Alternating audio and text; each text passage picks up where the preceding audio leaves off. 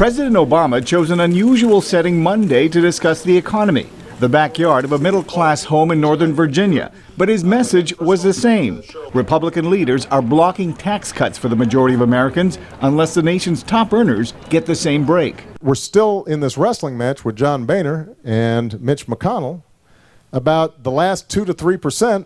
Tax cuts passed under the previous administration are set to expire at the end of this year. The president wants to extend those tax cuts to families earning less than $250,000 a year, but not for those earning more.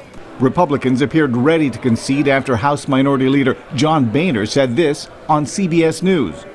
If the only option I have is to vote for those at 250 and below, of course I'm going to do that. Boehner quickly found himself alone. Senate Republican leader Mitch McConnell accused Democrats of driving a wedge between low and high-income Americans. And now they want to drive another nail in the coffin, a massive tax hike on the very people who will dig us out of this recession by expanding their businesses and creating jobs.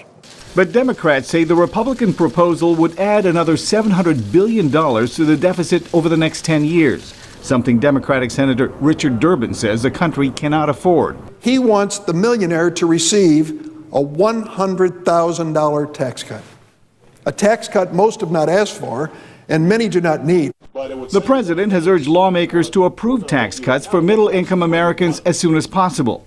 We could get that done this week.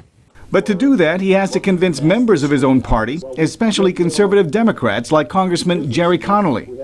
Given the fragility of the economy, all of the Bush tax cuts should be extended temporarily. The issue could prove to be a major test of the president's leadership. Recent polls show voter dissatisfaction over high unemployment, and the slow pace of recovery could give Republicans the votes they need to strip Democrats of their congressional majority in November.